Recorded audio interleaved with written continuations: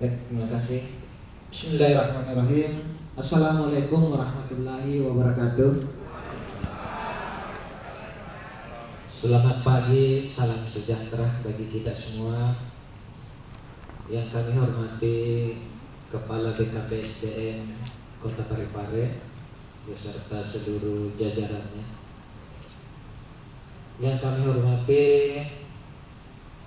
para peserta pelatihan mental dan spiritual ASN pemerintah Kota Parepare yang hadir di ruangan ini.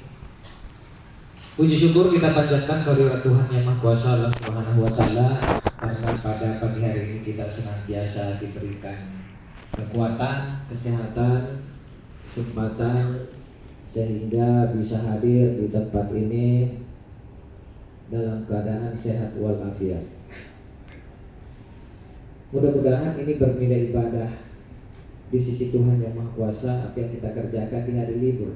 Terusnya Bapak Ibu hari ini mungkin mestinya berlibur bersama dengan keluarga, tapi karena panggilan tugas Bapak Ibu bersedia hadir di tempat ini. Beberapa waktu yang lalu saya menerima undangan dari BKPSDM Kota Parepare. Judulnya pembinaan mental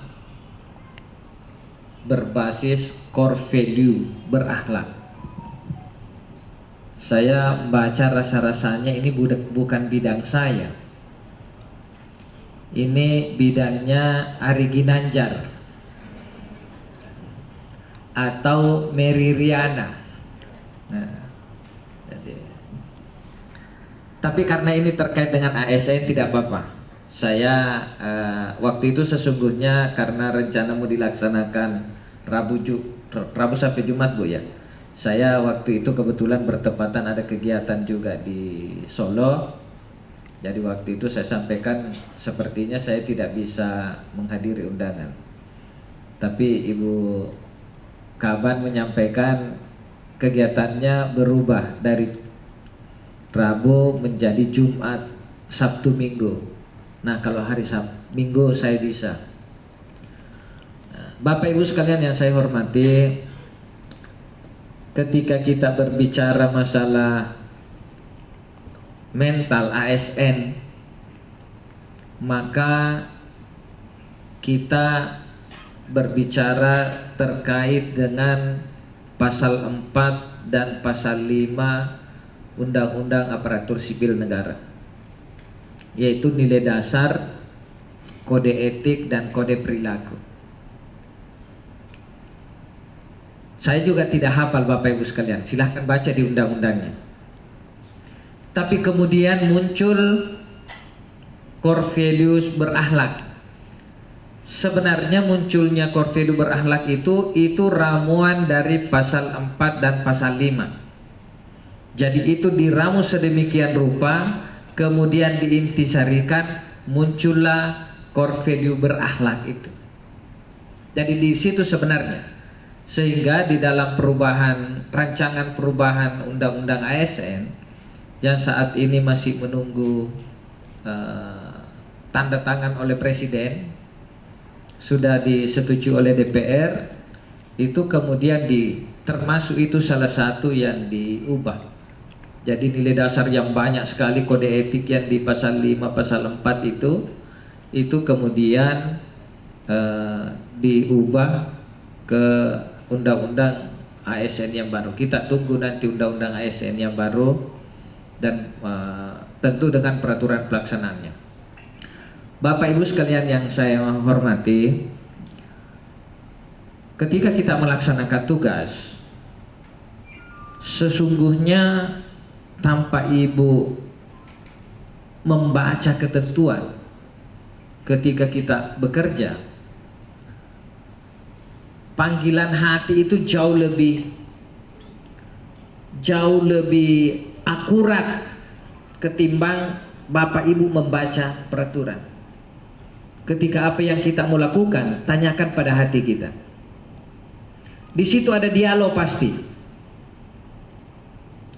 Ketika menanyakan pada hati nurani kita, benar tidak ini yang saya lakukan, salah tidak ini yang saya lakukan, kan? Layak tidak ini yang saya lakukan, tidak layak ini saya lakukan. Pasti ada jawabannya di situ. Tanpa ibu membaca undang-undang ASN yang banyak sekali itu, kalau kita mau hafal, ditanya saja pada diri. Ketika kita melayani Pak Lurah misalnya, melayani masyarakat di kelurahan, pada saat ada yang minta layanan, kita memberikan layanan, tanya hati nurani kita, bagaimana pelayanan saya? Pasti ada dialog di situ. Tinggal kita bisa meyakini yang mana yang sebenarnya yang saya mau ikuti. Baik Bapak Ibu sekalian, itu paling mudah sesungguhnya ketika kita bicara masalah mental ASN, terutama mental pelayanan. Karena yang seringkali terjadi oleh pandangan masyarakat ya, meskipun saat ini sudah banyak sekali bergeser, sudah banyak sekali perubahan-perubahan. Kalau bisa dipersulit, kenapa dipermudah? Itu kan yang seringkali kita dengar. Kalau bisa dipersulit, kenapa dipermudah? Padahal sesungguhnya kalau bisa dipermudah, kenapa mesti dipersulit? Karena tugas utama kita adalah yang pertama melaksanakan kebijakan publik. Yang kedua memberikan pelayanan kepada masyarakat. Dan mungkin yang ketiga menjaga menjadi berkat NKRI. Itu tugasnya ASN. Nah, ketika saya membaca suratnya kemarin, ini persoalan mental. Ketika bicara soal mental ASN, yang paling utama adalah mental melayani. Bagaimana memberikan pelayanan yang terbaik kepada masyarakat. Dan hadir di ruangan ini saya kira sangat lengkap ya Bapak Ibu sekalian. Mungkin slide nomor 2 dulu Bapak. Slide 2. Bapak Presiden di mana-mana sejak tahun Juli 2021 dan di beberapa kesempatan seringkali beliau menyampaikan ini. ASN itu bukan pejabat yang minta dilayani, yang bergaya seperti pejabat kolonial. Ini Bapak Presiden yang menyatakan. ASN harus memiliki jiwa melayani untuk membantu masyarakat. ASN yang bertugas sebagai pegawai pusat maupun pegawai daerah harus mempunyai core value yang sama. Saat ini dunia menjadi serba hibrid, serba kolaboratif, tidak boleh ada ego, baik ego sektoral, ego daerah maupun ego ilmu. Ini statementnya Pak Presiden yang kemudian waktu itu pada saat launching core value berakhlak. Dan ini BKN dikejar terus Bapak Ibu sekalian. BKN telah melewati masa-masa yang kalau boleh kami katakan masa-masa yang sangat sulit. Pada tahun 2022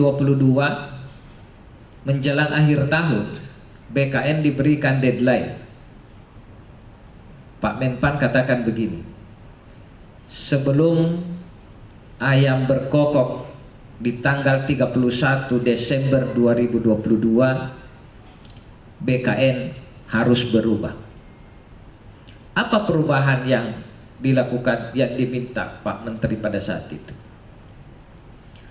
Pelayanan kenaikan pangkat 2 hari harus selesai. Pelayanan pensiun 1 hari harus selesai. Dan itu dipenuhi oleh BKN. Saat ini kenaikan pangkat di BKN maksimal 2 hari harus selesai prakteknya. 1 hari pensiun harus selesai prakteknya. Ini karena tidak bisa nyambung di sini, lupa kabarnya. Sebenarnya saya ingin tampilkan bagaimana perubahan pola kerja yang ada saat ini. Kami dipantau mulai dari Menteri, Kepala BKN, dan saya juga memantau anak buah saya di kantor regional, teman-teman kami di kantor regional. Kalau ada berkas yang masuk lebih dari satu hari pensiun atau dan kenaikan pangkat tidak selesai, maka akan kelihatan di saya. Itu kelihatan sampai ke Pak Menpan. Ini perubahan mental bekerja Bapak Ibu. Jadi tidak bisa lagi teman-teman kami di BKN, dan tentu ini harus didukung oleh BKPSDM. Tidak bisa lagi nanti dulu dikerja. Masuk hari Jumat, hari Senin harus selesai. Itu pensiun. Karena itu hitungannya 1 hari. Ini yang kita coba berubah. Jadi kami menyampaikan ini untuk mengajak Bapak Ibu sekalian terkait dengan mental bekerja kita, yang tentu nanti akan diikuti oleh BKPSDM. Harapan kami, BKPSDM itu juga punya target. Pak Wali Kota harus menandatangani surat keputusan kenaikan pangkat berapa hari setelah Pertek keluar. Itu kami harapkan itu. Berapa hari Pak Wali Kota harus menandatangan SK pensiun setelah Perteknya BKN keluar. Karena kenapa? Percuma BKN melakukan perubahan yang sedemikian drastis itu kalau kemudian tidak diikuti oleh Bapak Ibu yang pengelola kepegawaian di daerah. Misalnya, kami tetapkan Maret sudah selesai Pertek kenaikan pangkat misalnya, tapi kemudian di BKPSDM itu tidak segera meminta tanda tangan pejabat yang berwenang sampai misalnya bulan April, ya percuma BKN melakukan. Karena yang kita harapkan adalah layanan itu, kenaikan pangkat diterima tepat waktu dan tepat orang. Tepat waktu kapan? Sebelum April. Yang kita harapkan tidak ada lagi rapel-rapelan gaji. Begitu dia terima, masuk ke ampra gaji, bisa diterima gajinya 1 April diterima. Ini soal mental Bapak Ibu. Kita mau berubah atau tidak? Itu layanan di BKN. Ya tentu layanan-layanan di tempat lain juga seyogianya seperti itu, apalagi yang bersentuhan langsung kepada masyarakat. Ada Pak Lurah di sini, ini paling banyak karena dia langsung berhadapan dengan masyarakat. Di sana bagaimana kemiskinan misalnya, bagaimana kesehatan, bagaimana pendidikan di masyarakat. Yang sekarang ramai bagaimana stunting. Nah, itu bagaimana kita bisa mengubah sehingga keberpihakan kita kepada masyarakat itu nyata. Reformasi birokrasi, reform yang kita lakukan itu betul-betul berdampak pada masyarakat. Itu yang kita harapkan Bapak Ibu sekalian. Sehingga ke depan ini terus kita lakukan perubahan-perubahan. Tahun 2024 Bapak Ibu sekalian, kenaikan pangkat 6 periode dalam 1 tahun. Jadi bukan lagi hanya 2 periode. Kalau yang kemarin hanya periode April dan periode Oktober. Mulai tahun depan 6 periode. Mulai Februari, April, Juni, Agustus, Oktober, Desember. Jadi tapi bukan berarti Bapak Ibu bisa naik pangkat 6 kali dalam 1 tahun. Itu periode kenaikan pangkatnya. Jangan kemudian diterjemahkan bisa naik pangkat 6 kali dalam 1 tahun. Ini berbeda pada saat tahun berapa ya? Presidennya waktu itu Gus Dur ya. Nah kalau itu bisa itu. Karena ketentuannya setelah naik pangkat diangkat dalam jabatan, naik pangkat lagi boleh, tapi sekarang tidak bisa. Tetap kalau dia kenaikan pangkatnya pilihan dan itu satu pengangkatan dalam jabatan 1 tingkat di bawah jenjang pangkat, tetap 1 tahun dalam jabatan, 1 tahun dalam pangkat. Jadi tidak ada yang naik pangkat 2 kali dalam 1 tahun, meskipun periodenya 6 tahun. 6 bulan, 6 kali dalam setahun. Apa sebenarnya yang kita inginkan dari situ Bapak Ibu sekalian? Kita ingin tidak ada PNS lagi yang terlalu lama menunggu ketika terlambat usulan KP-nya. Pada saat saya pertama kali eh, mengunjungi pengelola pengelola kepegawaian di wilayah kerja kantor regional 4 yaitu Kota Makassar. Pada saat itu saya sampaikan, saya tidak akan menerima perpanjangan usulan kenaikan pangkat.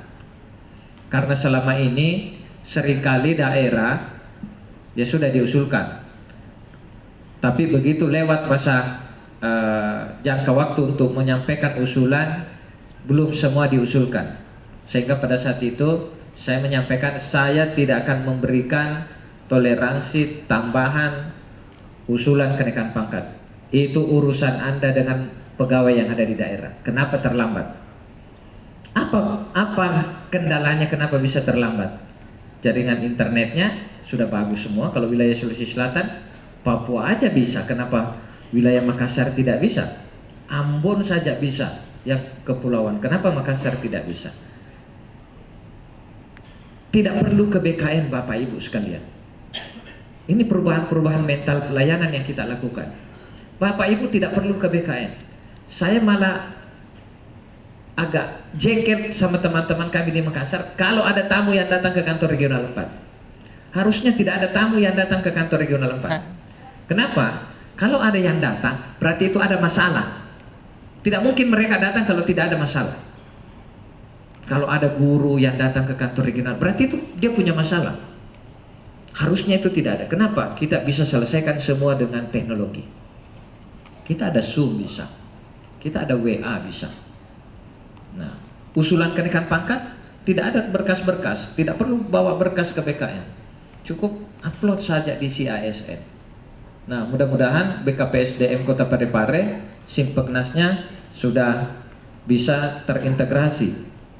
Ataukah memang menggunakan Simpeknas? Kalau punya Simpek, mudah-mudahan segera. Gimana? Simpeknas atau Simpek, Bu? Ya, belum ya? Nah, itu Simpek ya. Nah, kalau Simpek berarti segera diintegrasikan dengan Simpeknas. Itu mempercepat proses layanan kita. Kemarin sudah di-launching lagi ada perubahan yang Bapak Ibu kemarin MySAPK. Ini berubah menjadi MyASN. Karena sekarang jadi ASN kita ubah jadi. Mudah-mudahan semua yang ada di dalam ruangan ini itu sudah bisa membuka MyASN-nya atau yang kemarin MySAPK. Kalau ada yang tidak bisa buka, silakan berurusan ke BKPSDM. Kenapa penting bagi Bapak Ibu sekalian? Supaya Bapak Ibu tahu data-data kepegawaiannya itu sudah ada semua di sana. Kalau ada diklatnya tidak masuk, misalnya sertifikatnya, bisa sampaikan ke BKPSDM. Ini layanan-layanan yang kita coba bangun. Apa harapan kita dengan semuanya itu? Adalah PNS itu fokus melayani masyarakat. Tidak usah mengurus-urus masalah kepegawaiannya. Itu semua diurusi oleh pengelola kepegawaian. Pengelola kepegawaian di OPD yang tentu dikoordinasikan dengan pengelola kepegawaian di kabupaten kota, yaitu BKPSDM. Ini mungkin informasi terkait dengan layanan yang untuk mengubah bagaimana ke depan kita bisa memberikan layanan yang terbaik kepada masyarakat. Tentu di Bapak Ibu di tempat yang lain, di OPD-OPD yang tusinya bukan tusi kepegawaian, tentu inovasi-inovasi juga perlu terus dikembangkan untuk memberikan layanan yang terbaik. Nah, kemudian Kementerian PAN di tahun 2021 itu sudah mengeluarkan surat edaran terkait dengan core value. Ini yang kemudian sekarang kita gunakan, dan mudah-mudahan dengan BKPSDM mengadakan kegiatan pada hari ini bisa menularkan.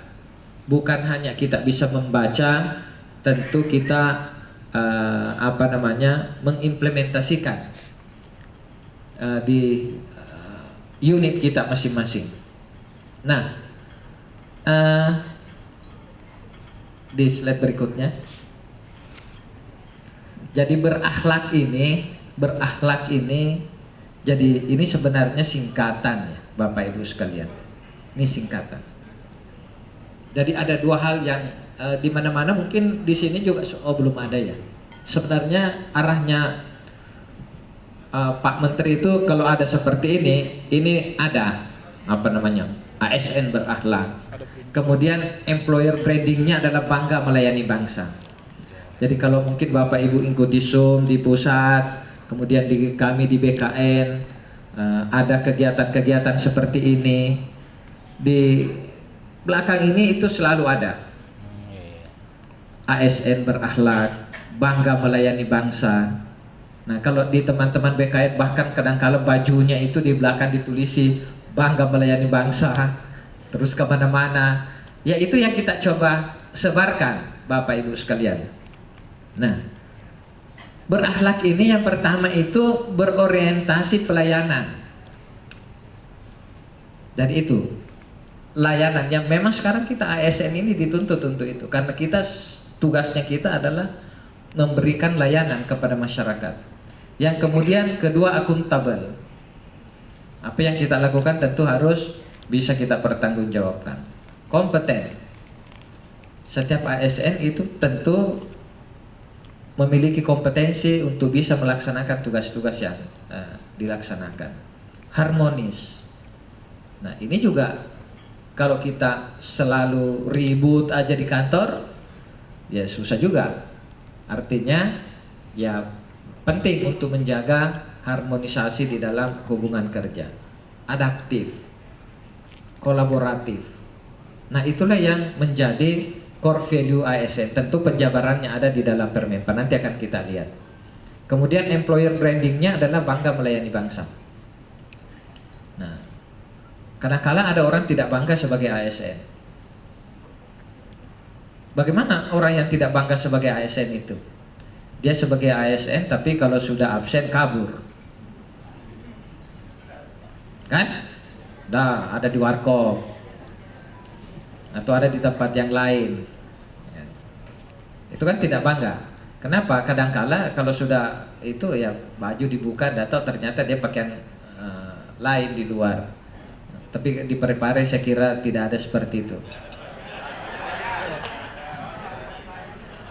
Memang ada warkop di Parepare. Oh banyak ya. Tapi kan malam-malam tidak apa-apa Bapak Ibu sekalian.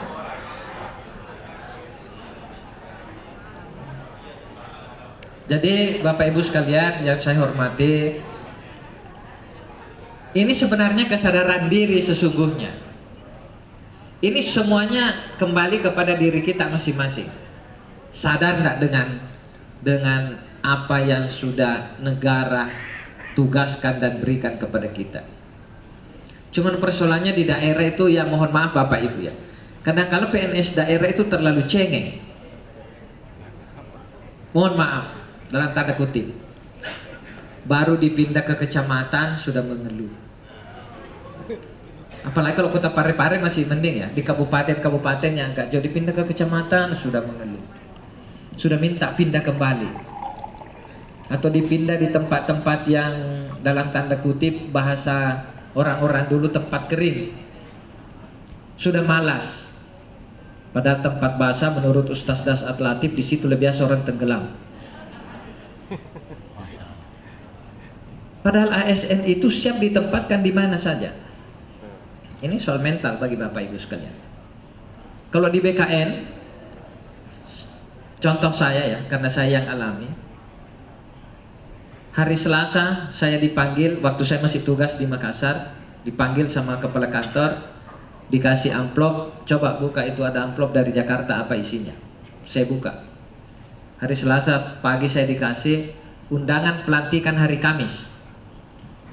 Ditempatkan di Jakarta. Berdua dengan teman saya yang sekarang kepala kantor regional di Pekanbaru. Dia ditempatkan di Pekanbaru. Waktu itu masih eselon 3. Kita tidak pernah ada pertanyaan Bapak Ibu sekalian. Kenapa saya dipindah? Tidak ada pertanyaan. Begitu langsung hormat, siap laksanakan. besok beli tiket, berangkat. 1 minggu kemudian pindah. Sama dengan teman Ibu Anna Hasna, mungkin Bapak yang di BKD juga ada yang kenal. Dia dipindah ke Pekanbaru, saya dipindah di Jakarta. Ada yang dipindah ke Papua, yang di Jawa dipindah ke Makassar. Ya biasa-biasa saja. Atau mungkin juga ada yang tidak ada juga yang mungkin yang menolak dalam hati, tapi di BKN sanksinya berat bagi Bapak Ibu sekalian. Ketika menolak untuk mengikuti pelantikan, maka ada 2 konsekuensi yang harus diterima. Yang pertama, lepas jabatan. Itu biasa kalau lepas jabatan, karena memang kita tidak mau. Tapi yang kedua, dijatuhi hukuman disiplin. Jadi sudah dilepas jabatannya, dijatuhi hukuman disiplin. Nah kalau di daerah, dipindah ke kantor lurah, jadi malas bekerja, kan? Misalnya dari sekretariat pindah ke kecamatan, merasa saya dibuang, ini gimana sih ASN ini? Baru dipindah ke daerah, ke kecamatan sudah merasa dibuang. Apalagi kalau setelah pilkada ya Bapak Ibu. Setelah pilkada biasanya ada tsunami politik. Itu tsunami 5 tahunan. Nah, oleh karena itu pada kesempatan ini juga saya ingin menyampaikan, ini menjelang tahun pilkada, ini soal mental ASN. Bapak Ibu jangan sekali-kali berpihak. Kita diminta untuk netral. Bapak Ibu disorot ini banyak kamera yang ke Bapak Ibu. Ada Bawaslu, ada media, ada LSM, ada BKN. Sebelum saya di kantor regional Makassar kebetulan ditugaskan sebagai inspektur di BKN Pusat. Saya pernah memeriksa PNS di lingkup kantor regional BKN yang karena memberikan like di Facebook. Itu memberikan like di Facebook calon kepala daerah, itu saya BAP dan itu dijatuhi hukuman disiplin.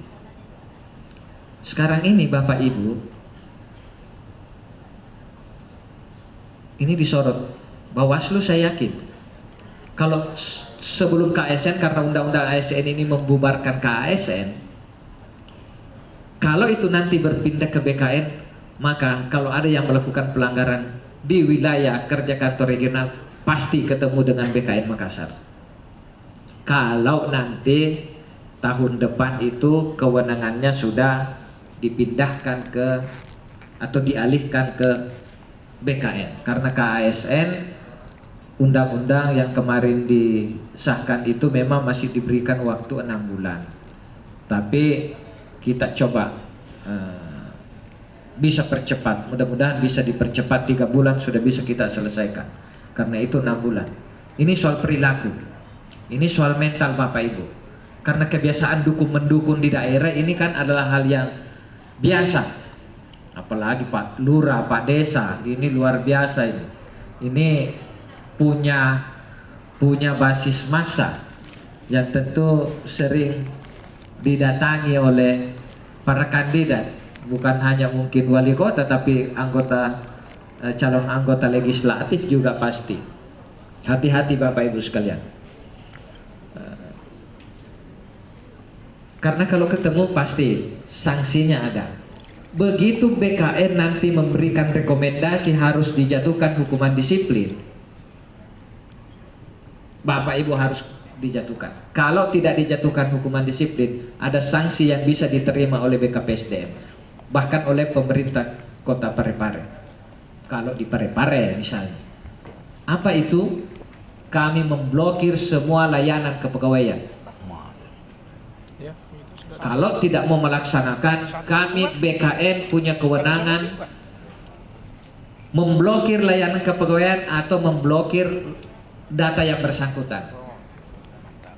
Bisa yang bersangkutan, bisa layanan. Nanti kita tinggal lihat seberapa parah tingkat pelanggarannya.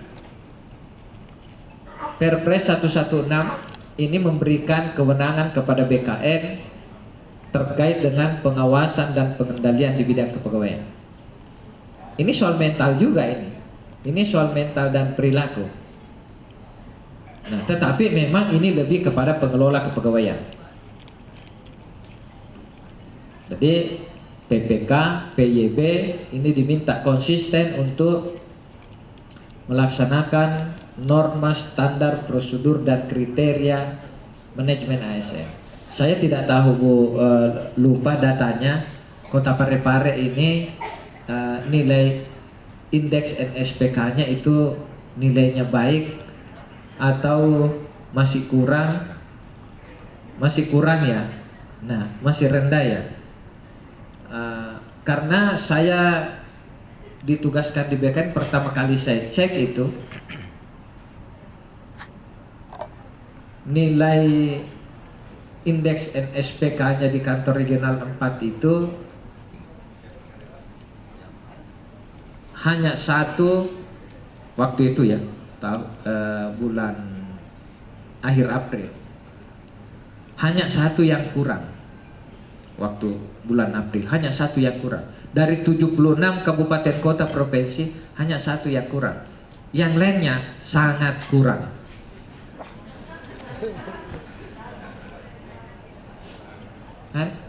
Nah, terakhir ini saya tidak tahu. Dan memang tantangan di kantor regional itu, mudah-mudahan saya mengajak Bapak Ibu sekalian di Kota Parepare, mari. Ini persoalan mental ini, Bapak Ibu sekalian. Karena norma, standar, prosedur, kriteria ASN itu bagian daripada bagaimana perilaku kita. Memang motornya ada di BKPSDM, tapi ini harus didukung oleh OPD, harus didukung oleh inspektorat. Kalau tidak bisa kita lakukan. Nah, memang terakhir kemarin di Solo ini dapat sedikit agak lega ya. Meskipun masih yang urutan ketiga setelah Papua, urutan ketiga dari bawah maksudnya, setelah Papua dan Papua Barat. Jadi ini tantangan bagi saya selaku kantor regional, mungkin beberapa tahun ke depan ini untuk bisa menaikkan. Itu bisa naik sampai 7%. Bapak Ibu sekalian, 7% dari 76 kabupaten kota itu berapa? Hanya 5, Bapak Ibu sekalian. Berarti begitu persoalan yang di tema yang disampaikan Ibu Kaban ini sangat penting di wilayah kantor regional 4. Untung ada yang memulai. Mudah-mudahan nanti ini bisa kita tularkan ke tempat yang lain, bisa mengumpulkan dari berbagai OPD-OPD yang seperti ini. Supaya mari kita bersama-sama. Nah, teman-teman di Kanrek Makassar kan selalu jargonnya itu kalau kita ada acara-acara di nasional selalu bilang ewako. Tapi tidak pernah ada itu dong. Ewako itu isinya tidak ada itu. Tapi mereka tidak bisa apa-apa tanpa dukungan Bapak Ibu sekalian. Karena hasilnya itu adalah hasil dari Bapak Ibu sekalian di daerah, PNS yang di daerah. Belum ada lagi satu, indeks profesionalitas ASN. Jadi kemarin saya membuat satu usulan kemarin di Jakarta, tapi belum diterima pada saat saya inspektur karena targetnya memang masih targetnya berapa persen instansi yang mengisi indeks. Ya kalau yang hanya mengisi 100%, semuanya 100%, hanya sekadar mengisi. Tapi capaiannya seperti apa? Bu Kaban mungkin ingat kemarin diperpanjang itu, sempat diperpanjang IPASN itu. Kenapa Bapak Ibu itu diperpanjang? Karena kami malu di BKN Bapak Ibu sekalian. Mau menyampaikan kepada Presiden, karena itu dilaporkan langsung kepada Presiden. Hasilnya sangat rendah. Apa iya kita tidak profesional? Apa iya Bapak Ibu senang dibilang PNS tidak profesional. Padahal saya yakin orang-orang yang direkrut, apalagi sudah diangkat dalam jabatan, itu sudah melalui sebuah ujian, sebuah seleksi. Pasti Bapak Ibu dianggap profesional untuk melaksanakan tugas itu. Tapi kenapa itu bisa rendah? Satu, ketika bicara masalah kompetensi, seringkali sertifikat-sertifikat itu tidak disampaikan ke BKPSDM untuk diinput. Nah, BKPSDM mungkin ini juga masukan. Kalau saya lihat, saya amati selama beberapa bulan saya jadi kantor regional, BKPSDM ini masih bukan BKPSDM, tapi masih BK. SDM-nya belum ada. PSDM-nya belum. Masih kebanyakan BK saja, Badan Kepegawaian. Tapi pengelolaan SDM-nya belum. Kenapa? Pelatihan-pelatihan itu masih banyak di OPD. Padahal itu tugasnya BKPSDM. Nah, ini juga tantangan. Saya tidak tahu di BKPSDM Kota Parepare. Nah, harusnya semuanya. Kenapa? Itu terkait dengan IPASM. Parepare ini juga sangat-sangat dinamis. Sangat dinamis sekali di sana. Saya baru beberapa bulan sudah banyak ada pengaduan masuk dari Kota Parepare.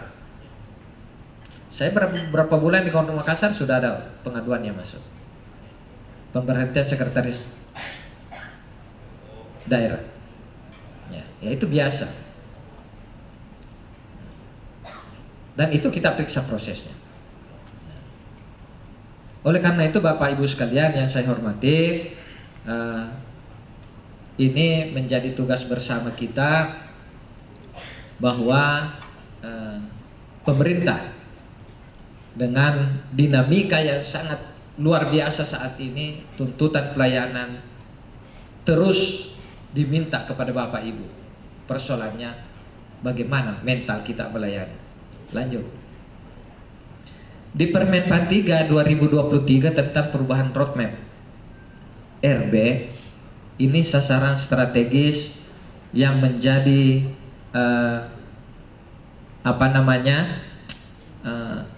tugas oleh, lanjut ini slide berikutnya, diberikan kepada BKN ini. Budaya birokrasi berakhlak dengan ASN yang profesional. Kenapa tadi saya singgung itu masalah indeks profesionalitas ASN Bapak Ibu sekalian. Harapannya adalah PNS itu profesional. Bagaimana mengetahui? Nanti kita lihat dari indeksnya. Kalau sudah indeksnya bagus, maka baru bisa kita katakan. Baik, Bapak Ibu sekalian, lanjut saya ingin melihat bagaimana komitmen dari pemerintah setelah Bapak Presiden, kemudian ditindaklanjuti dengan Permenpan.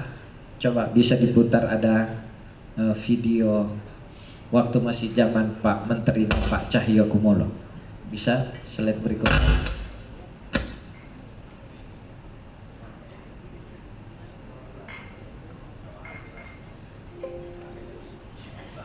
Ada suaranya enggak, Mas? Untuk menggerakkan percepatan transformasi SDM aparatur, Presiden sudah menetapkan core values ASN, yakni berakhlak, yang merupakan akronim dari berorientasi pelayanan. Kami berkomitmen memberikan pelayanan prima demi kepuasan masyarakat. Panduan perilakunya adalah 1.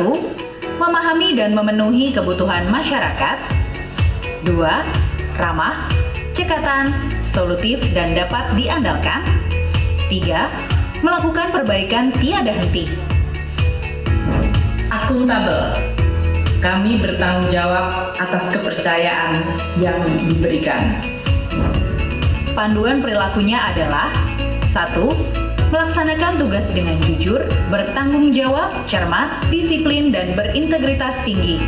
2. Menggunakan kekayaan dan barang milik negara secara bertanggung jawab, efektif, dan efisien.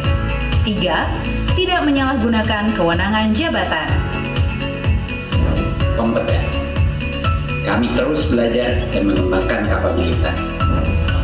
Panduan perilakunya adalah 1. Meningkatkan kompetensi diri untuk menjawab tantangan yang selalu berubah.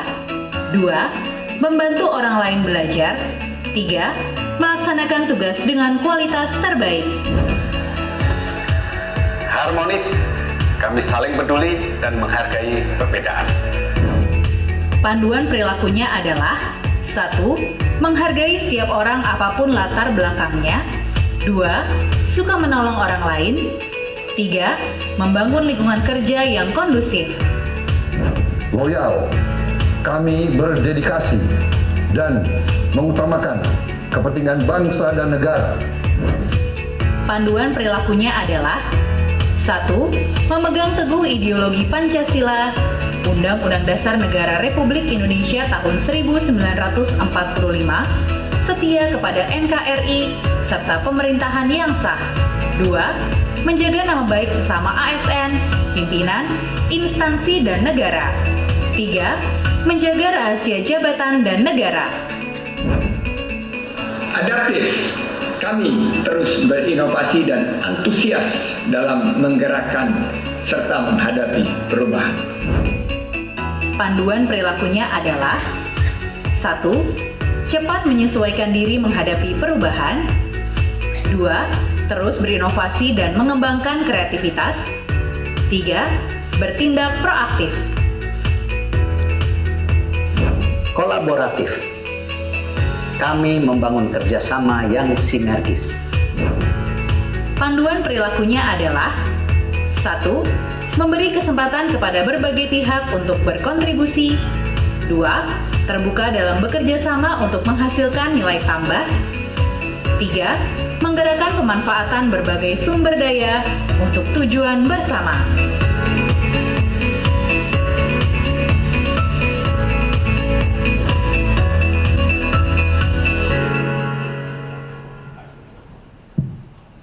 Itu yang ASN berakhlak, Bapak Ibu sekalian. Tinggal bagaimana kita mengimplementasikan berakhlaknya. Lanjut. Yang pertama tadi berorientasi pelayanan. Ya, nanti kita menyesuaikan waktunya saja Bapak Ibu ya, karena dikasih waktu sampai jam 10 aja ya Bu Kabat. Memahami dan memenuhi kebutuhan masyarakat. Jadi itu salah satu yang core value berakhlak, dan itu ditempatkan pada yang pertama.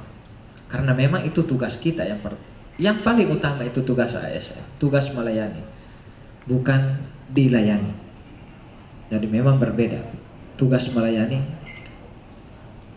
tidak dilayani, bukan dilayani. Bapak Ibu sekalian yang sama-sama berbahagia, yang saya hormati, dinamika kerja saat ini berubah sangat drastis. Bapak Ibu yang menjadi pejabat, yang diangkat dalam jabatan, itu jauh berbeda dengan pejabat-pejabat yang dulu, yang mungkin sebelum ada digitalisasi, sebelum dengan era saat ini. Kalau dulu Bapak Ibu, misalnya ya contoh, kepala kantor regional, begitu pulang jam 4, sudah tidak ada lagi urusan pekerjaan, selesai. Kalau ada surat mau didisposisi, ada mau ditanda tangan, besok ketika masuk kantor. Ada tamu, oh sudah nanti hari ini. Begitu kita dinas luar, tidak ada urusan pekerjaan, urusan dinas. Kalau Bapak sepak ini ditugaskan seperti ini, ya sudah tidak ada lagi urusan kantor. Itu dulu Bapak Ibu sekalian. Sekarang tidak ada lagi, karena pekerjaan ada di sini. Jadi jam kerja saya sampaikan teman-teman saya di kantor regional, jam 8 sampai dengan jam 4 itu bukan jam kerja lagi, tapi itu jam masuk kantor. Tapi jam kerja itu sudah 24 jam. Makanya kalau di BKN itu salah satu sumpah, kalau sumpah jabatannya itu bersedia bekerja di luar jam kerja. Karena pekerjaan ada di sini Bapak Ibu sekalian. Sudah tidak lagi bekerjanya, mau bekerja di mana saja, tidak ada, tidak mengenal waktu. Kita sudah pulang, baru sholat maghrib selesai, bunyi HP, Pak mohon izin ada surat mau di DS, ada surat mau ditanda tangan maksudnya. Tidak tanda tangan. Sudah. Hari Minggu tidak ada, ketika ada surat masuk, yes. Undangan-undangan, kadang-kadang hari Minggu masuk acara, hari Senin, hari Selasa. Semuanya ada di sini. Jadi bekerjanya hanya di sini. Sekarang kalau kita mau bekerja di mana saja bisa, tapi ketentuannya belum ada. Ini sementara juga jadi diskusi terus di Jakarta.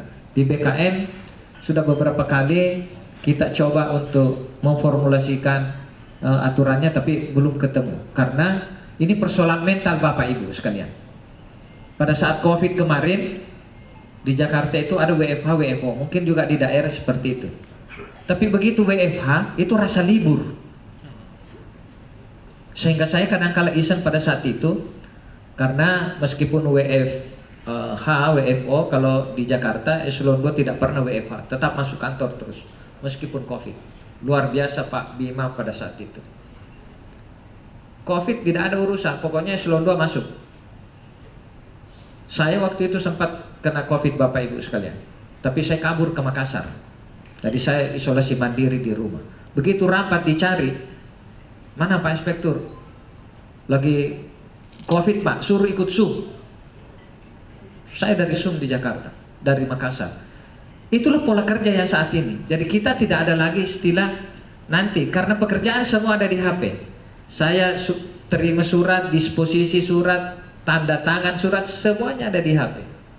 Mau rapat pakai Zoom, kalau tidak tinggal pakai HP. Mau di mobil tinggal pakai HP. Tidak ada lagi. Nah itu sekarang pola kerja. Nah mental kita menghadapi itu bagaimana? Tidak ada lagi istilah oh nanti dulu, besok lagi. Kalau dulu pejabat-pejabat Bapak Ibu sekalian, yang pendahulu-pendahulu kita, senior-senior kita, begitu pulang ke rumah, selesai tidak ada pikiran kantor. Kita pulang ke rumah masih bunyi tuh HP. Di BKN kadang-kadang hari Sabtu Minggu rapat, apalagi menjelang seleksi Bu ya. Masalahnya luar biasa banyaknya. Ini bagaimana Bapak Ibu menyikapi pola kerja ASN sekarang ini.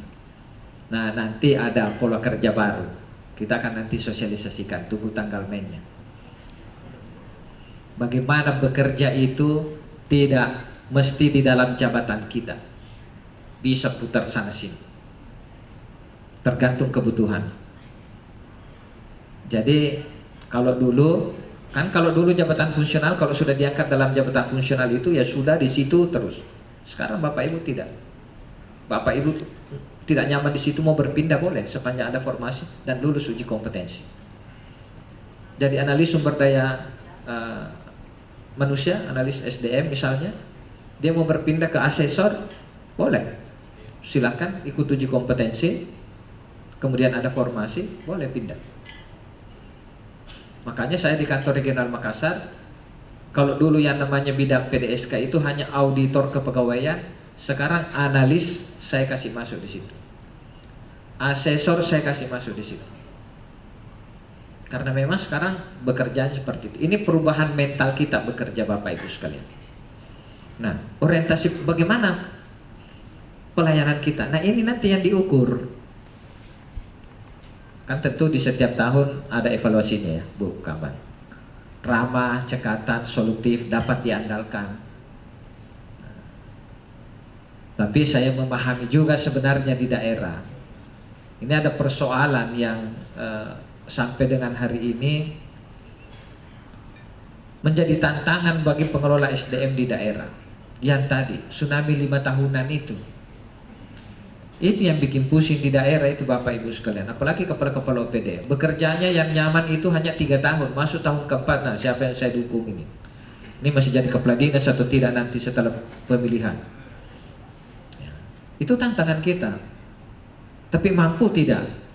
kita untuk melepaskan diri dari dukung-mendukung itu. Coba kalau bersatu tidak ada yang mendukung, kan?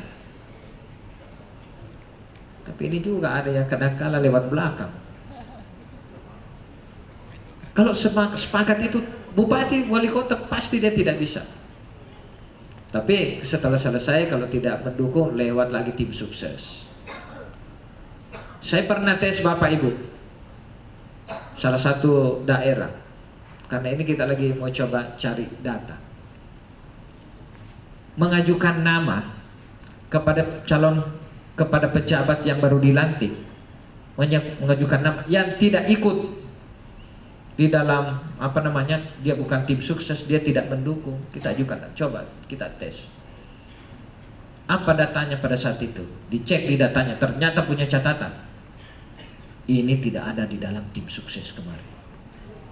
Kan parah Bapak Ibu sekalian kalau seperti itu. Bagaimana kita bisa bicara soal pemenuhan kebutuhan melayani? Belum tentu. Orang yang masuk dalam konteks seperti itu biasanya ya, mungkin tidak semua, mudah-mudahan di Parepare tidak ada, pelayanannya tidak begitu maksimal. Kenapa? Ada yang diandalkan, Pak. Oh, saya bagian dari kontestasi kemarin, tidak mungkin saya di non-jobkan misalnya. Nah, sehingga tidak maksimal. Beda kalau misalnya memang benar-benar murni dari sisi seleksi terbuka, kan ada seleksi terbuka, Pak. Ada seleksi terbuka. Kalau benar-benar itu dilakukan, itu saya yakin mental melayaninya itu pasti bagus. Sepanjang satu,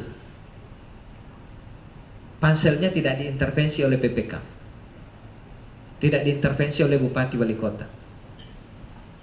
Karena ternyata ada yang diintervensi seperti itu. Saya kemarin diminta untuk menjadi salah satu pansel di salah satu kabupaten di wilayah kerja kantor regional Makassar. Saya tanya, ini dalam proses seleksi ini ada titipan bupati atau tidak? Ada arahan bupati atau tidak? Yang menyampaikan ke saya, yang menghubungi saya, iya Pak, ada arahan Pak Bupati. Kalau begitu saya tidak mau jadi pansel, meskipun honornya besar. Kan besar Bu ya kalau pansel. Kenapa? Saya tidak mau diintervensi. Kalau mau ya yang benar-benar saja. Akhirnya saya tidak berkenan untuk menjadi salah satu pansel. Kenapa? Ya percuma Bapak Ibu sekalian, buang-buang uang negara, bentuk pansel, kita seleksi, tapi toh yang jadi nanti itu yang sudah ditunjuk oleh bupati. Jadi percuma, tidak ada. Dan ini seleksi terbuka Bapak Ibu, ini mahal sekali, sangat mahal, sangat mahal. Kenapa? Penelitian saya di S2 kemarin di Jakarta itu, sebelum ada undang-undang ASN kan 2014. Saya penelitiannya itu di tahun 2013. Tapi 2013 itu sudah ada surat edaran Menpan terkait dengan seleksi terbuka. Untuk memilih satu pejabat pimpinan tinggi utama, kepala lembaga di Jakarta yang saya teliti, karena ada 3 lembaga yang saya teliti pada saat itu. Untuk memilih satu, itu menghabiskan anggaran sekitar 400 juta. Itu hasil penelitian saya waktu itu di Jakarta. Ada 3 lembaga yang saya teliti. Memilih satu pejabat pimpinan tinggi utama menghabiskan lebih dari 400 juta. Yang mahal itu asesmennya, di samping honor panselnya. Karena asesmen itu dihitungnya per peserta. Semakin banyak pesertanya, semakin mahal asesmennya. Nah, itu yang Bapak Ibu sekalian.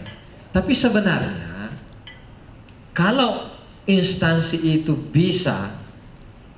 sudah bisa memenuhi standar merit system, merit sistemnya sudah bagus, tidak perlu seleksi terbuka. Boleh tidak seleksi terbuka. Tapi kalau sudah merit sistemnya sudah berjalan, talent pool-nya sudah ada. Kenapa? Karena ketika kita bicara mental pelayanan Bapak Ibu, kita bicara mental ASN, itu harus berangkat daripada rekrutmennya. Harus berangkat dari rekrutmennya. Rekrutmen PNS saat ini, saya tidak bicara P3K ya, karena P3K ini yang direkrut honorer. Saya bicara rekrutmen PNS. Rekrutmen PNS ini, Bapak Ibu sekalian, ini talenta-talenta ini sudah bagus sekali. Anak-anak milenial yang direkrut kemarin itu, yang dengan CAT, meskipun di Makassar ini kemarin tahun 2021 heboh sekali, karena dengan ada kebobolan lah di beberapa, saya tidak tahu di Parepare ada tidak itu, aman di Parepare, karena saya memeriksa lebih dari 30 orang, saya BAP di kantor regional Makassar, tapi alhamdulillah tidak ada pegawai BKN yang terlibat, itu semua dari luar. Nah, hasilnya ini kan bagus Bapak Ibu sekalian. Tapi kalau rekrutmen jabatan, nah gimana? Nah ini yang kita mau bangun sehingga benar-benar apa yang menjadi harapan pemerintah. Karena percuma tadi Bapak Ibu sekalian sudah bikin yang berakhlak ini, tapi proses rekrutmen itu tidak bagus. Saya yakin susah. Ini hanya slogan terus saja. Harus berangkat dari situ dulu. Tadi ada guru ya, Bapak Ibu sekalian. Ada ibu bapak guru juga di sini. Nah, ini kan juga terdepan di dalam memberikan pembentukan perilaku calon-calon pemimpin masa depan. Sebelum saya di inspektorat, saya di asisten sekretaris BAPEK Bapak Ibu sekalian. Di sekretariat BAPEK itu adalah tugasnya menguji keputusan-keputusan pemberhentian PNS yang ditetapkan oleh PPK. Jadi semua PNS yang diberhentikan karena pelanggaran disiplin, dan itu guru, dosen, pasti saya semua rekomendasikan tetap diberhentikan. Tidak ada saya rekomendasikan diperingan. Kenapa? Karena mereka ini adalah contoh. Mereka ini adalah suri toladan bagi muridnya, bagi mahasiswanya. Apalagi kalau pelecehan Bapak Ibu, yang seringkali itu dosen lecehkan mahasiswa. Ini soal perilaku kan, ini soal mental. Guru, tapi kalau di sini karena kabupaten Bu ya, biasanya guru kota ya, biasanya guru-guru SMA yang dulu saya dapat banyak di sekretariat BAPEK, melecehkan siswanya. Semua itu kita sikat, tidak ada yang kita perlingan sama sekali. Semua tetap kita berhentikan. Jadi melalui forum ini hati-hati kalau guru yang melakukan pelanggaran disiplin. Nah, itu ada pemberatan di situ. Meskipun yang lain juga sama sebenarnya, tapi kalau tenaga pendidik ini seringkali kita jadikan sebagai pertimbangan. Nah, yang banyak kemarin saya itu adalah guru SMA. Kalau guru SMP, guru SD ada 1-2 tapi tidak banyak. Dosen sama masih. Meskipun yang lain juga banyak. Bapak Ibu sekalian yang saya hormati, yang saya banggakan. Ini saya ingin menyampaikan sebagai informasi karena ini menyangkut perilaku. Ini menyangkut mental. Pelanggaran tertinggi di sekretariat BAPEK, kurang lebih saya 3 tahun di sana, itu adalah pelanggaran tidak masuk bekerja tanpa keterangan. Pelanggaran tidak masuk bekerja. Mungkin kemarin karena katanya ada Bu Kaban, kemarin ada direktur perundang-undangan, yang Pak Sauki kemarin juga di sini, mungkin sudah disampaikan Bapak Ibu sekalian. Kalau dulu PNS itu gampang masuk, susah berhenti. Ya, itu dulu. mudah masuk, tidak perlu pakai CAT. Tidak perlu ada seleksinya pun juga seleksi ya, yang penting formalitas bisa masuk. Tapi susah keluarnya. Sekarang Bapak Ibu sekalian, susah menjadi PNS tapi mudah berhentinya. Kan susah kan? Saya dulu kalau pakai CAT belum tentu juga saya lulus jadi ASN Bapak Ibu sekalian. Tapi tidak pakai CAT, alhamdulillah waktu itu belum sehingga saya bisa jadi ASN. Tapi bagaimana berhentinya? Gampang sekali. Coba aja 10 hari tidak masuk bekerja. 10 hari Bapak Ibu tidak masuk bekerja, mungkin kemarin sudah disampaikan. 10 hari tidak masuk bekerja, harus diberhentikan gajinya. Harus diberhentikan gajinya. Setelah itu di BAP. Kalau dia terbukti tanpa keterangan yang sah, maka diberhentikan dengan hormat, tidak atas permintaan sendiri. Begitu mudahnya sekarang bisa diberhentikan orang. Hanya pelaksanaannya bukabannya dilaksanakan atau tidak norma itu. Tapi kalau ada kita temukan, BKN temukan, pasti kita tegur supaya segera melakukan pemeriksaan. Itu urutan yang pertama. Pemberhentian karena tidak masuk bekerja. Urutan yang kedua, Bapak Ibu sekalian, data itu data 3 tahun, karena saya 2018, 2019, 2020, 2021 saya pindah ke inspektorat. 3 tahun itu datanya tidak berubah. Urutan kedua itu kasus perselingkuhan. Itu urutan kedua banyak diberhentikan, kasus perselingkuhan. Ini hati-hati Bapak Ibu sekalian. Kenapa? Ya saya tidak tahu kalau di Parepare mungkin hanya sampai jam 2 ya. Kalau di Jakarta kan dari pagi jam 8 sampai dengan jam 4. Kadangkala jam 6 orang sudah tiba di kantor.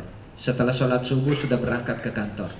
Pulang kantor kadangkala habis maghrib baru ditinggalkan kantor karena tunggu sudah tidak macet baru pulang. Nah, sehingga ketemunya yang itu terus-terus di kantor ketemu kan. Sampai di rumah sudah capek tidur. Itu juga potensi. Kasus itu banyak. Ini kan soal perilaku Bapak Ibu sekalian. Itu urutan kedua, kasus perselingkuhan. Yang ketiga, narkoba. Ini juga ternyata ASN ini juga ternyata banyak juga ya narkoba. Jadi mungkin bukaban ini sekali-sekali tes narkoba. Sekali-sekali dites narkoba. Kita cek. Kalau di BKN Pusat kemarin kami sudah lakukan. Ya kita coba dulu adalah sopir, security, kemudian anak-anak yang masih muda-muda. Dan di Makassar juga saya sudah minta. Di kantor regional saya sudah minta Kabaktel. Siapkan anggaran untuk tes. Tapi jangan kasih tahu kalau mau dites. Kan gitu. Jadi sekali-sekali. Ternyata ini banyak Bapak Ibu sekalian. Narkoba itu banyak sekali ternyata PNS ini. Ada yang sudah dipenjara. Ada juga yang sudah dipenjara. Ada yang bahkan jadi apa namanya? Kalau yang menjual itu pengedar. Ada juga PNS yang jadi pengedar. Ini luar biasa. Mungkin cari tambahan barangkali. Ya kan?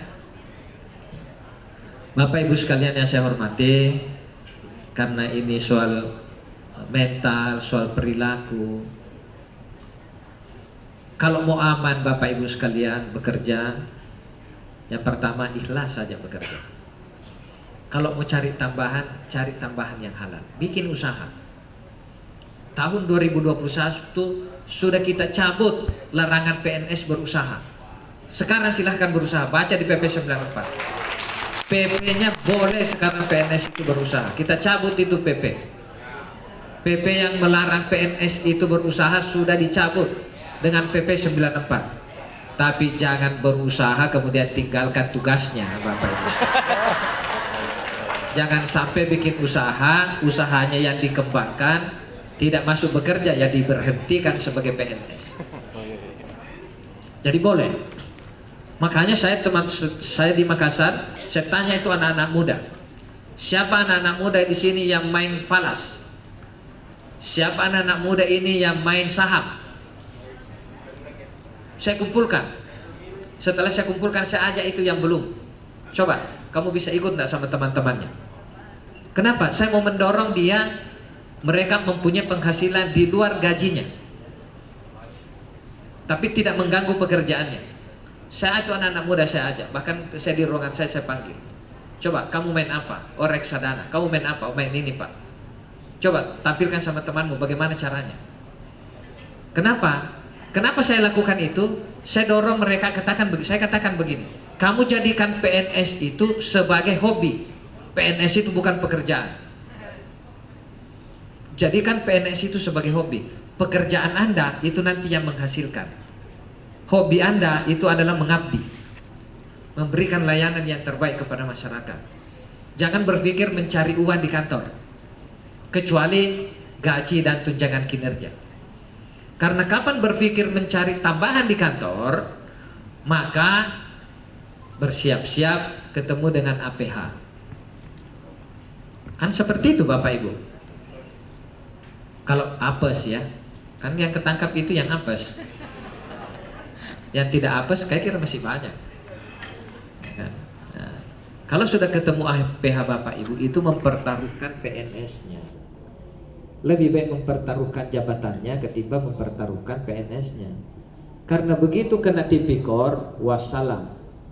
Satu hari pun Bapak Ibu di penjara, berhenti tidak dengan hormat. Artinya apa? Tidak dapat hak pensiun. Jadi tidak ada, meskipun satu hari. Mudah-mudahan undang-undang yang baru ini, karena saya juga belum tahu isinya Bapak Ibu, saya kemarin termasuk yang mengusulkan supaya ada gradasi. Karena pengalaman saya waktu saya masih di bantuan hukum di Jakarta, karena saya pernah juga di bantuan hukum, itu banyak sekali ASN yang diberhentikan, yang dihukum penjara, tapi sebenarnya dia satu tidak menikmati, tapi hanya menjalankan perintah pimpinan. Tapi tetap kena, ada yang 3 bulan, ada 5 bulan, ada bahkan yang 1 bulan, bahkan ada yang paling sadis menurut saya. Salah satu di wilayah Nusa Tenggara, saya kebetulan waktu itu diminta di pengadilan untuk menjadi ahli. Kerugian negaranya berapa Bapak Ibu? 2.500.000. Itu terjadi fakta. 2.500.000 dihukum penjara 3 bulan. Saya tanya kepala BKPSDM-nya, kenapa mesti harus diperiksa kalau yang begini? 1 bulan gajinya lebih dari cukup kok untuk mengembalikan itu. Apa yang dia bilang? APH-nya tetap mau memeriksa Bapak Ibu. Kalau sudah seperti itu, yang korban adalah kita. Nah, oleh karena itu mari menjaga. Susah sekarang mau jadi PNS, mau jadi P3K aja susah Pak. Saya sekarang ini masih kewalahan di Kota Makassar ini, mau cari tempat ujian saya belum ketemu ini. Padahal ujiannya tanggal 9. Kenapa? Pendaftaran untuk wilayah kantor regional Makassar di Sulawesi Selatan ini lebih dari perkiraan kami. Perkiraan kami tidak sampai 10.000. Tidak sampai, tapi ini ternyata lebih. Jadi satu hari harus saya menyiapkan tempat paling tidak 1.300 komputer. Artinya apa? Banyak orang yang mau mengganti Bapak Ibu sekalian. Kalau mau main-main, ya sudah, banyak yang mengganti, banyak sekali, jutaan yang antri di belakang. Bahkan tenaga honorer banyak yang mengganti Bapak Ibu. Nah, bagaimana menjaga pekerjaan Bapak Ibu sekalian ini? Ya sudah, perbaiki perilaku bekerja, melayani dengan baik, taati ketentuan peraturan perundang-undangan yang berlaku. Karena kalau tidak, jutaan orang, bahkan tenaga honorer kemarin, data BKN itu tinggal 400.000 Bapak Ibu. Data BKN tinggal 400.000, tapi begitu ada pendataan dari Menpan ya Bukaban kemarin, berapa tambahnya? Itu jadi 2.400.000 dari 2.300.000. Ini kan perilaku semua Bapak Ibu sekalian, tapi mungkin bukan Bapak yang mengangkat. Setiap pergantian ini ngangkat, ribut lagi soal honorer. Saya termasuk kemarin ya yang sedikit agak berbeda pendapat. Kenapa? Karena saya tahu, karena saya dampingi Biro Perencanaan untuk menyusun anggaran seleksi Bapak Ibu sekalian. Pada saat saya di inspektur, saya dampingi itu Biro Perencanaan menyusun sampai dengan pelaksanaan. Saya tahu berapa anggaran yang dikeluarkan oleh negara untuk merekrut. Saya bilang begini, untuk apa kita keluarkan anggaran besar seperti ini? Hanya merekrut orang-orang yang KKN masuk. Honorer itu saya yakin tidak akan honorer kalau tidak ada orang di dalam yang kasih masuk. Yakin saya. Kenapa saya yakin? Karena tidak ada proses seleksinya, Pak. Kalau ada proses seleksi, ya pasti kemungkinan bisa iya, bisa tidak. Kalau ada proses seleksi, tapi ini tidak ada proses seleksi. Begitu selesai pilkada, Noreta tuh ini Tommy tuh bawa, tanya ini, maka ini Noreta masuk lagi, tambah lagi, ganti lagi nanti tambah lagi. Nah itulah kemudian undang-undang ASN yang ini nantinya kita harapkan bisa menyelesaikan. Kemarin amanatnya begini, tahun 2024 selesai honorer. Karena ini tidak selesai. Kenapa orang kita keluarkan negara besar, uang negara besar begini hanya untuk merekrut kualitas seperti itu? Kan? Itu yang saya kemarin saya kurang setuju. Ya kalau mau ya sudah, administrasinya aja deh seleksi. Urut apa kriterianya, enggak usah kita keluarkan uang. Toh juga hasilnya itu juga orangnya. Tapi tidak diterima usulannya Bapak Ibu sekalian. Ya, itu hanya pandangan pribadi saya. Karena bagi saya ya percuma. Saya uji coba kemarin, mungkin bulan lalu saya uji coba di kantor regional. Saya minta 50 orang honorer di Kota Makassar, 50 orang honorer di Kabupaten Maros. Saya buatkan satu sesi dengan CAT. Kemudian saya minta lulusan Unhas 25 orang. Saya minta lulusan Universitas Bosowa 25 orang. Saya minta yang teman-teman kami di BKN yang ada keluarganya, anaknya atau apa, yang baru lulus perguruan tinggi. Kemudian saya minta anak CPNS yang baru. Saya uji di CAT BKN. Saya bandingkan hasilnya. Honorer yang diuji dengan ini anak-anak bukan PNS, yang baru selesai kuliahnya. Apa hasilnya Bapak Ibu sekalian? Yang anak-anak mahasiswa, yang bukan anak mahasiswa, yang sudah selesai, yang menganggur itu, di pengangguran, karena pengangguran yang saya minta ya, karena sudah selesai belum bekerja. Ada dari alumni Unhas, alumni Bosowa, kemudian ada berbagai alumni yang lain yang campur-campur. Yang itu hasil CAP-nya itu rata-rata antara 350 sampai 450. Itu yang anak-anak yang kemarin saya coba. Yang honorer Bapak Ibu paling tinggi 180. Jauh sekali. Saya hanya bereksperimen karena kami kan menganggur tuh, tidak ada kegiatan. Saya coba mau lihat. Betul. Saya undanglah, saya bicara sama kepala BKP SDM Kota Makassar, BKP SDM Maros. Saya undang 50 orang, 100, satu sesi. Kemudian saya bandingkan dengan anak yang mana. Jauh. Nah, kenapa itu saya lakukan? Karena saya pernah mengusulkan untuk tidak usah pakai anggaran ratusan miliar untuk merekrut itu. Kita bikin saja instrumennya seperti apa. Karena rugi bagi saya, apalagi kalau sudah setelah itu teman-teman di BKN Jakarta dipanggil lagi sama kejaksaan, panggil sama kepolisian. Karena ini kan proses pengadaan barang dan jasa Bapak Ibu. Ini kan ada proses pengadaan barang jasa. Kita ada proses sewa sarpras, sewa laptop, macam-macam segala kan. Dan itu anggaran ratusan miliar. Nah oleh karena itu saya kira ketika kita bicara soal perilaku, Bapak Ibu kalau baca saya yakin baca itu pasti. Tapi apakah kita mampu melaksanakan atau tidak? Nah terpulang kepada Bapak Ibu sekalian. Ini persoalan mental. Apalagi ada yang bergelut di pengadaan barang dan jasa Bapak Ibu. Hati-hati Bapak Ibu kalau yang pengadaan barjas. Meskipun e-katalog sekarang ya, LPS. Karena saya pengalaman 10 tahun di situ.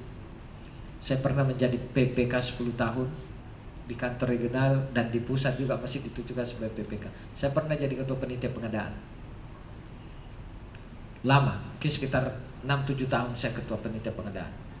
Pada saat saya pertama ditunjuk, saya bilang begini sama kepala kantor saya, saya mau menerima jabatan pekerjaan ini, yang penting ada syaratnya. Beliau sampaikan, kenapa ini kok kamu yang kasih syarat? Mestinya saya yang kasih syarat. Waktu itu masih eselon 4. Karena takut kehilangan eselon 4, Pak. Ya kita namanya juga baru, Pak, kan? Baru diangkat. Akhirnya nanya, apa syaratnya? Saya bilang syaratnya, saya akan laksanakan tugas ini, tapi saya tidak mau diintervensi oleh siapapun termasuk Bapak. Ada berani enggak di Bapak Ibu sampaikan Pak Bupati seperti itu? Saya berani, Pak.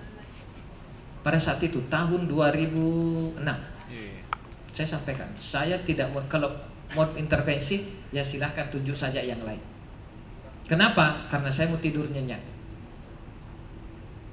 Tapi kepala kantor saya bilang begini, oke, saya terima. Tapi siapapun yang menang bawa ke saya. Oh, gini. Bagi saya selesai diproses. Esok pekerjaan bukan urusan saya. Itu urusannya PPK. Nah, kalau sudah seperti itu, Bapak Ibu, saya jamin aman Bapak Ibu sekalian. Sehingga setiap tahun kantor regional waktu itu rekanannya beda-beda. Tahun ini siapa, tahun depan siapa, tahun depannya lagi siapa. Tidak ada yang tetap. Karena siapapun yang menang, ya sudah itu sesuai dengan aturan main. Sepanjang kita konsisten dengan aturan yang ada, Bapak Ibu semua aman. NSPK juga begitu. Sepanjang BKPSDM ini berani untuk mengatakan ke Pak Wali Kota, Pak, ini tidak sesuai ketentuan, tidak boleh diangkat, tidak sesuai ketentuan, tidak boleh dinonjolkan. Aman itu Bapak Ibu sekalian. PNS tidak resah. PNS itu bisa kita dorong untuk dia benar-benar memberikan pelayanan yang terbaik. Kenapa? Karena pengelolaannya bagus. Tapi kalau pengelolaannya begitu jarang muncul di rumah jabatan, ganti lagi.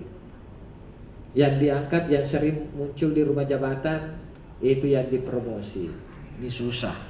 Susah untuk kita tuntut Bapak melayani dengan baik. Ini soal mental Bapak Ibu sekalian. Karena bagi saya, bagi BKN itu, ketika ketemu dengan Bapak Ibu sekalian, hanya satu yang kita harapkan. Bagaimana memberikan pelayanan yang terbaik sesuai dengan bidang tugas masing-masing. Meskipun BKN juga belum tentu sempurna, masih banyak kekurangan juga. Tapi terus melakukan upaya perbaikan. Dalam waktu dekat, Bapak Ibu nanti akan menerima layanan itu nanti via WhatsApp Bapak Ibu sekalian. Dalam waktu dekat kami sudah mendesain nanti mutasi-mutasi kepegawaian, prosesnya itu bisa langsung nanti ke Bapak Ibu. Selama ini masuk baru sampai di BKPSDM. Tapi mudah-mudahan kalau saya belum bisa tahun ini untuk kantor regional Makassar, tapi karena ini sudah di pusat, sudah didesain, sudah disiapkan. Mudah-mudahan nanti Februari, 1 Februari proses kenaikan pangkat itu bisa langsung ke WA Bapak Ibu sekalian. Ini terus kita lakukan upaya-upaya perbaikan layanan. Jadi nanti prosesnya, oh berkasnya sudah masuk, berkasnya sudah seperti ini, sudah selesai prakteknya, itu bisa nanti langsung ke WA-nya Bapak Ibu sekalian. Ini terus kita lakukan upaya-upaya perbaikan.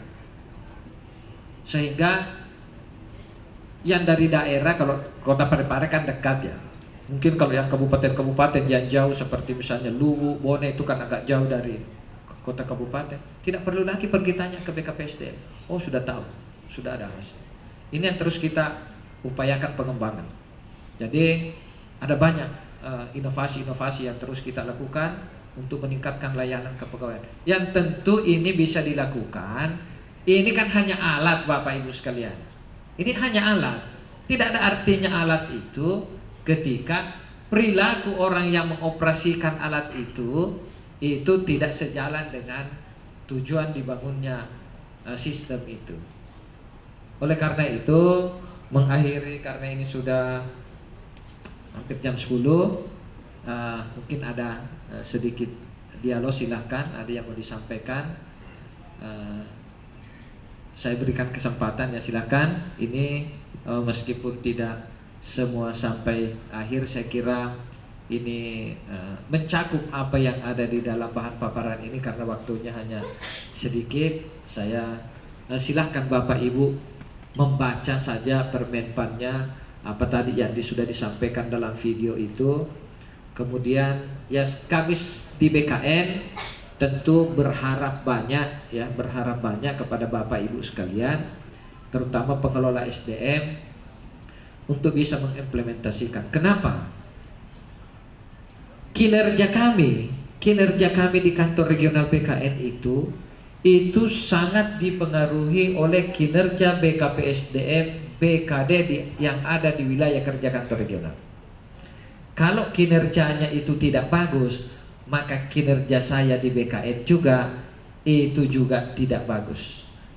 Tapi Bapak Ibu ingat, kinerja BKPSDM itu bisa bagus kalau kinerja pengelola kepegawaian yang ada di OPD itu juga bagus. Oleh karena itu, mari kita sama-sama mulai dari pengelola kepegawaian di OPD, pengelola kepegawaian tentu BKPSDM bersama dengan BKN Kantor Regional Makassar, mari membangun layanan kepegawaian yang benar-benar berdampak kepada ASN yang ada di instansi Bapak Ibu sekalian. Itu yang terus kami upayakan, terus kami berikhtiar untuk bisa memberikan layanan yang terbaik kepada masyarakat yang ada di Republik ini. Saya kira itu sedikit yang dapat kami sampaikan Bapak Ibu sekalian. Lebih kurangnya saya mohon maaf yang sebesar-besarnya, dan sekiranya Bapak Ibu ada keluhan-keluhan atau layanan BKN Makassar yang masih tidak sesuai dengan keinginan Bapak Ibu, silahkan menyampaikan kepada kami. Itu menjadi bahan bagi kami untuk terus melakukan upaya perbaikan layanan di kantor regional 4 BKN. Sekali lagi saya mohon maaf apabila ada hal-hal yang kurang. Saya akhiri, wabillahi taufiq wal hidayah. Assalamualaikum warahmatullahi wabarakatuh. Demikian tadi materi yang disampaikan oleh Bapak Kepala Kantor Regional 4 BKN Makassar. Untuk efektifnya waktu, karena mengingat batas waktu yang sangat terbatas, jadi kami mungkin kasih kesempatan mungkin hanya satu saja bertanya sebagai perwakilan. Ada pun yang lain mungkin nanti bisa disampaikan pertanyaan secara tertulis kepada kami, nanti kami rangkum dan teruskan ke BKN apabila memang sangat perlu diberikan penjelasan dari pihak BKN. Mungkin satu saja mungkin Bu, yang Bapak Ibu yang kami berikan kesempatan untuk bertanya. Baik, mungkin dari belakang saja Bu, nanti yang lain secara tertulis kita sampaikan, nanti kami yang rangkum sampai ke BKN. Baik, kepada Bapak yang di belakang silakan.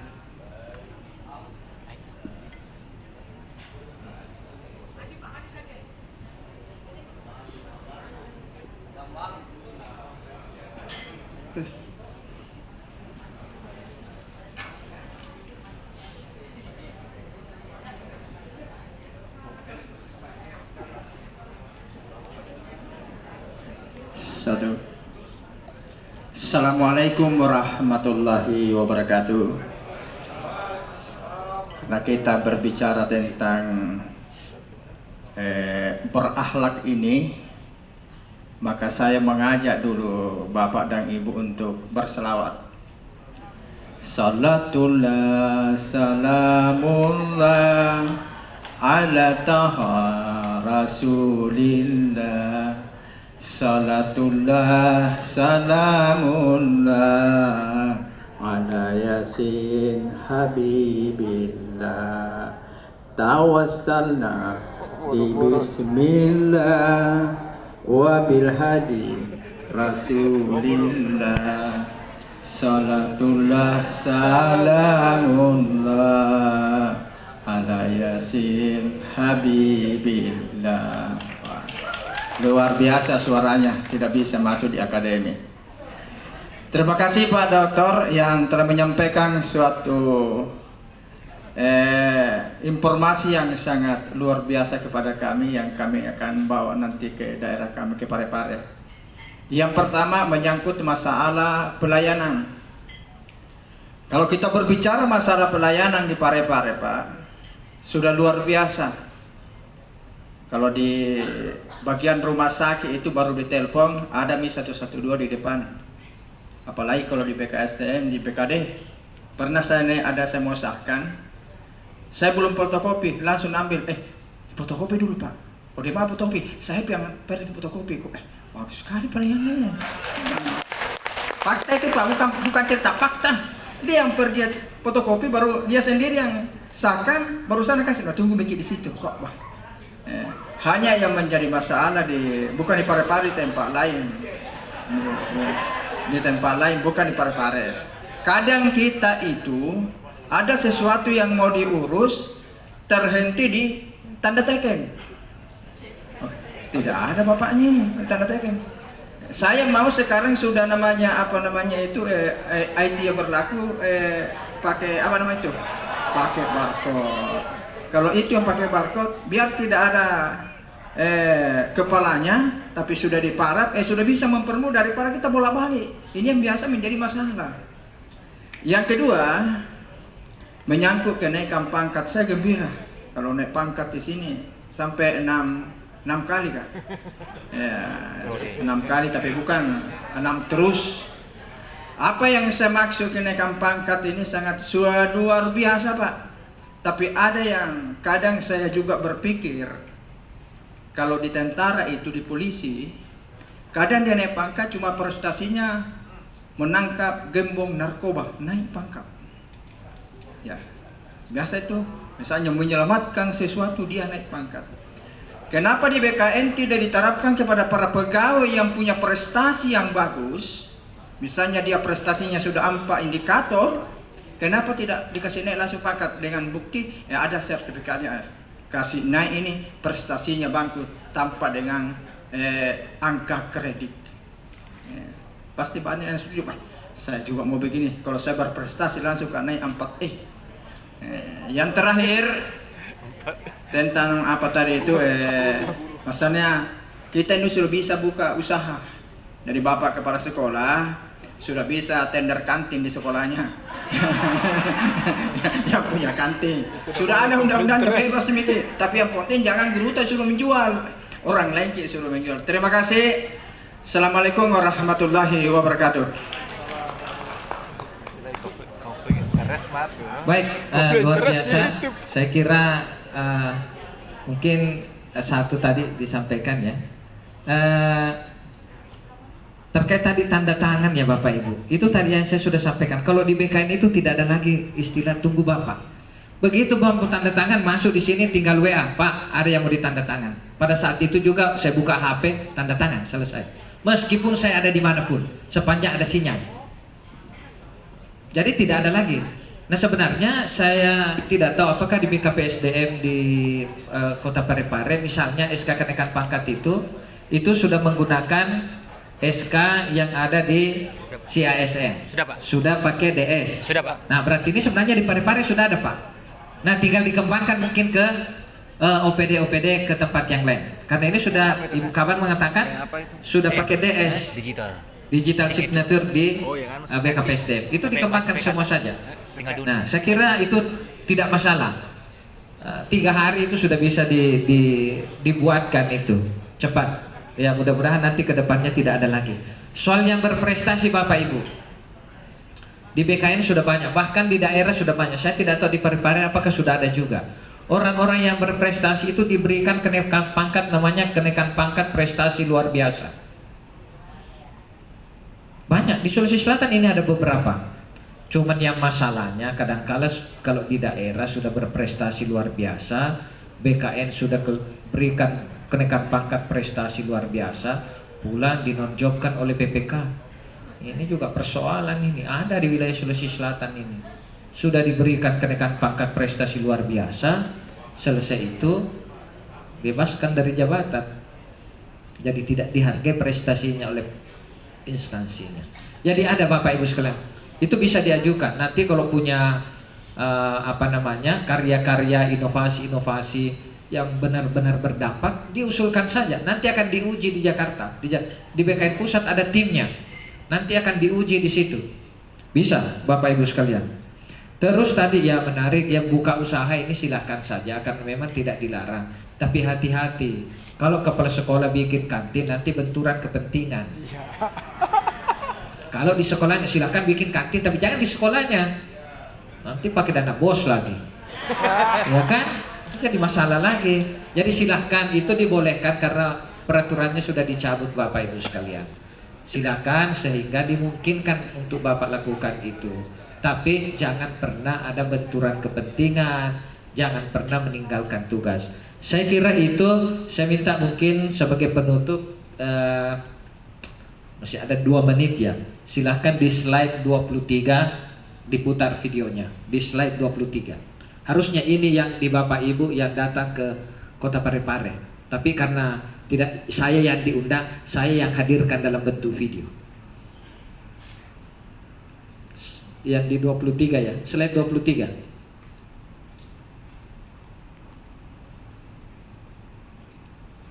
Terus. Nah, yang ini silakan. Harusnya ini yang datang, bukan saya. Tapi karena saya yang datang, saya bawa dia.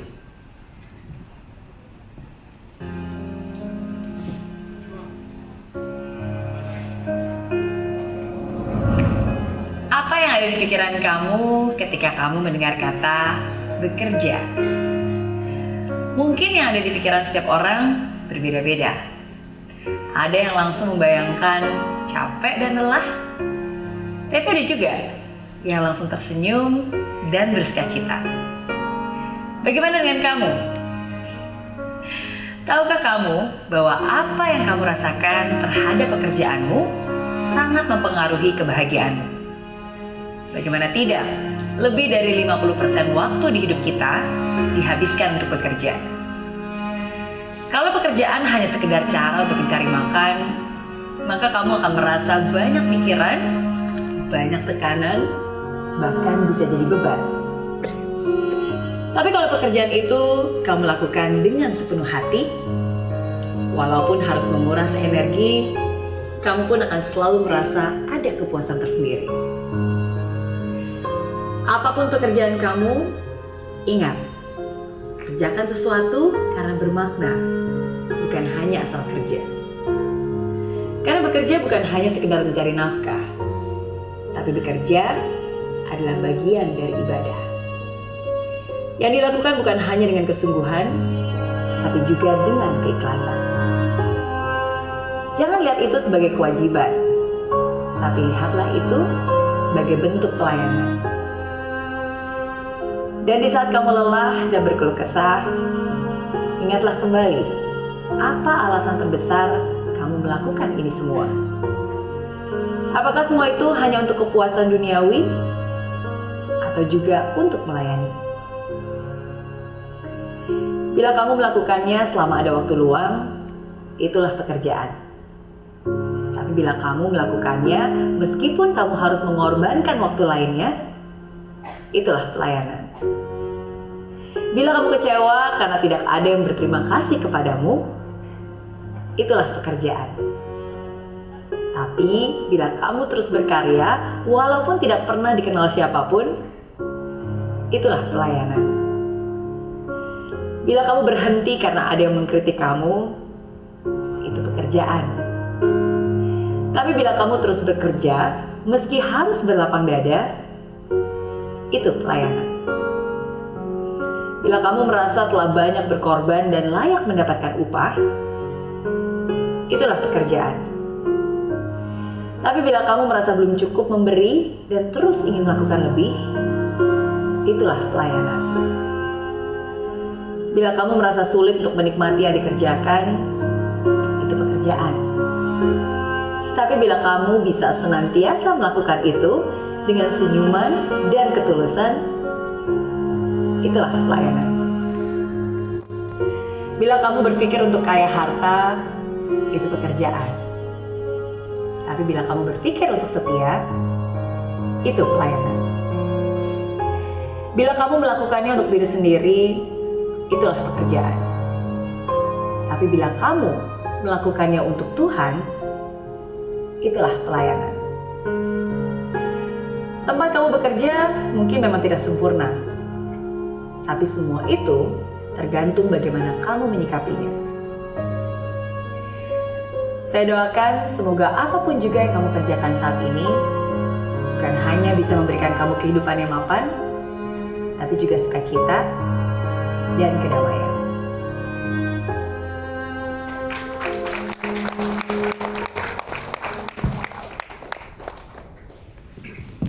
Baik, demikian tadi yang disampaikan materi dengan segala contoh-contoh yang diperlihatkan melalui video, dan apa yang telah disampaikan pada materi hari ini sangat menarik, sangat luar biasa.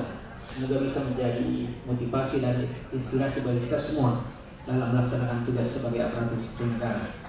Dan sebelum kita tutup kegiatan ini, saya sedikit merangkum apa yang disampaikan pada materi pada hari ini adalah bahwa pada dasarnya kita harus senantiasa berupaya mengubah pola perilaku yang sebelumnya yang terkesan selalu melayani menjadi perilaku ASN yang melayani, yang sesuai dengan employee branding dari berakhlak itu sendiri, yaitu bangga melayani bangsa.